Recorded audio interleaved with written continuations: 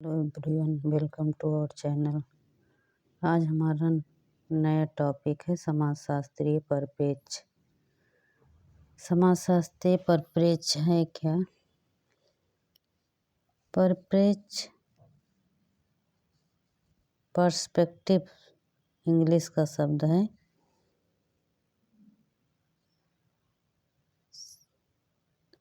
जिसका अर्थ होता है परिप्रेक्ष्य। अब परिप्रेक्ष्य जो है लैटिन भाषा के शब्द पर्सपेक्ट से लिया गया है। इसका अर्थ होता है सीन थ्रू।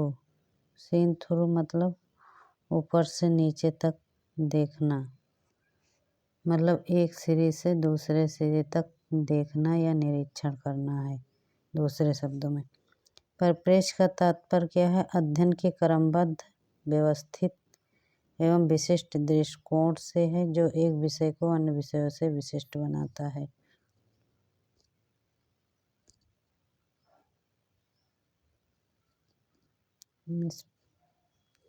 विशिष्ट बनाता है।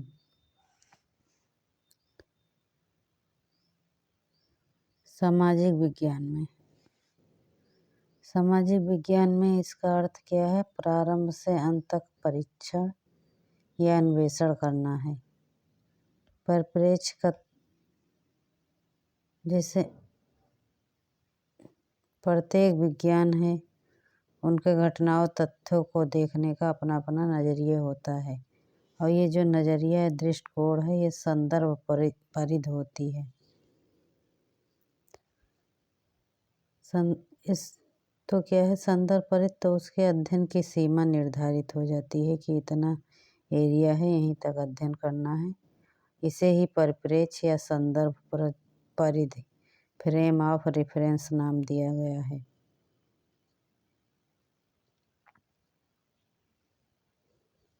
समाजशास्त्रीय परिप्रेक्ष्य की परिभाषा और अर्थ। थियोडोरसन इन्होंने बताया है कि मूल्य, विश्वास, अभिवृत्ति एवं अर्थ व्यक्ति को संदर्भ एवं दृष्टिकोण उपलब्ध कराते हैं,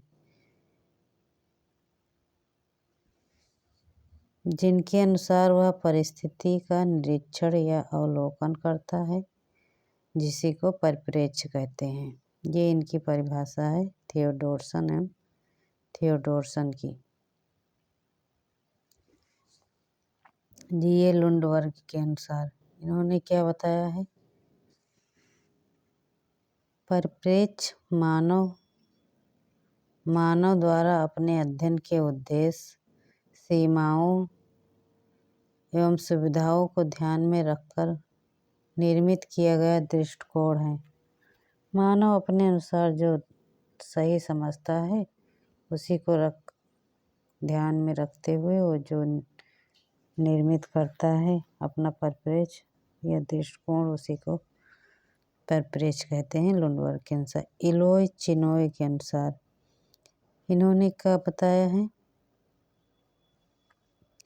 किसी भी विषय का परिप्रेक्ष्य जो है, उसमें प्रयुक्त होने वाली अवधारणाओं से ज्ञात किया जा सकता है। मतलब कोई भी विषय है, उसकी अवधारणाएं क्या है, उसी से पता लग जाएगा कि उसका परिप्रेक्ष्य क्या है। गुड एवं हार्ट इन्होंने बताया है किसी भी घटना स्थिति या वस्तु का अध्ययन अलग अलग प्रकार से किया जा सकता है। किसी भी विषय, विज्ञान की परिभाषा, अध्ययन का क्षेत्र, इसकी प्रकृति, सिद्धांत, अवधारणा आदि उसके परिप्रेक्ष्य को तय करती हैं। अब आगे चलते हैं। समाजशास्त्रीय परिप्रेक्ष्य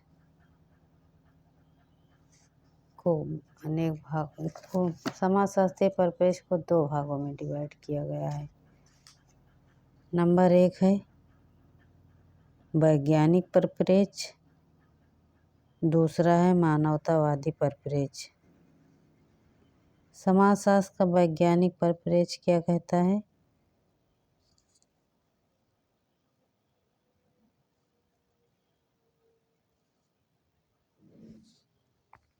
समाजशास्त्र के जनक जो हैं अगस्ट कॉम्ट, इन्होंने भी समाजशास्त्र का जो विश्लेषण किया उसमें वैज्ञानिक परिप्रेक्ष्य का सहारा लिया और ऐसे ही और अन्य विद्वानों ने इनका अनुसरण किया, जैसे स्पेंसर, दुर्कीम, वेबर, पेरेटो, पार्सन्स। अब इन सभी विद्वानों का क्या मानना था कि मानवीय व्यवहार जो है कुछ वैज्ञानिक नियमों एवं प्रविधियों के अनुसार संपन्न होता है। समस्त सामाजिक घटना एवं मानवीय व्यवहार वैज्ञानिक रूप में संचालित होते हैं और इनमें कार्य कारण संबंध पाया जाता है।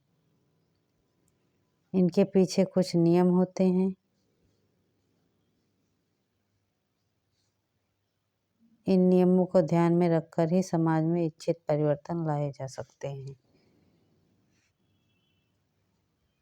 वैज्ञानिक पद्धतियों को काम में लेते हुए अनुभव के आधार पर, अब जब वैज्ञानिक पद्धति है, जब उसके अनुसार हम काम करते हैं तो अनुभव के आधार पर प्राप्त तथ्यों से सामान्यीकरण जो निकाला जा सकता है, फिर मानवीय व्यवहार के संबंध में भविष्यवाणी की जा सकती है। आगे है हमारा समाजशास्त्र का मानवतावादी या मानवीय परिप्रेक्ष्य, दूसरा पॉइंट है। इसमें क्या है, ये जो मानवतावादी परिप्रेक्ष्य है ये वैज्ञानिक परिप्रेक्ष्य के विरोध में उत्पन्न हुआ।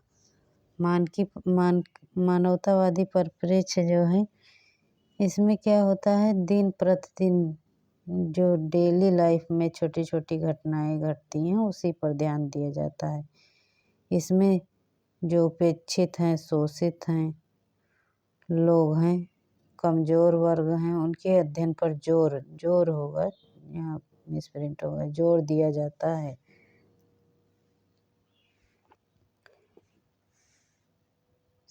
मानविकी परिप्रेक्ष्य क्या है, तो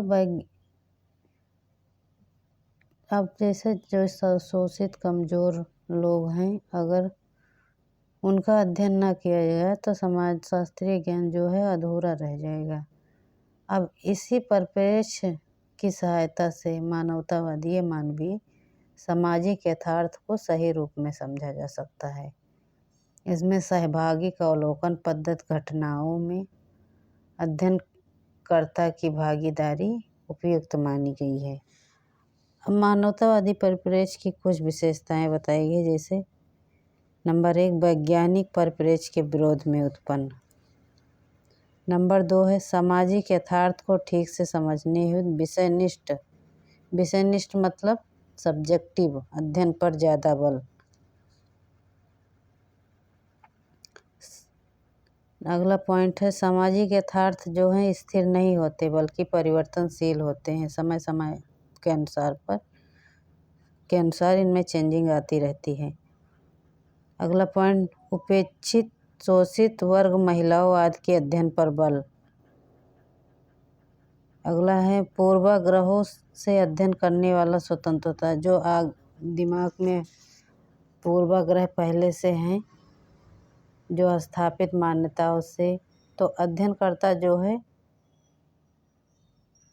ये पूर्वाग्रह या पूर्व स्थापित मान्यताएं जो हैं उनसे अध्ययनकर्ता अपने आप को मुक्त कर लेता है, ताकि जो नया निर्मित सामाजिक यथार्थ है उसके निष्पक्षता से अध्ययन और परीक्षण कर सके। समाज के अध्ययन के साथ व्यक्ति के अध्ययन को विशेष महत्व। इसमें क्या है, व्यक्ति ही जो है समाज का निर्माता है, इसीलिए समाज के अध्ययन पर विशेष बल दिया जाता है। समाज और उसके साथ साथ व्यक्ति का अध्ययन जो किया जाता है उसको ज़्यादा इम्पोर्टेंट दिया जाता है।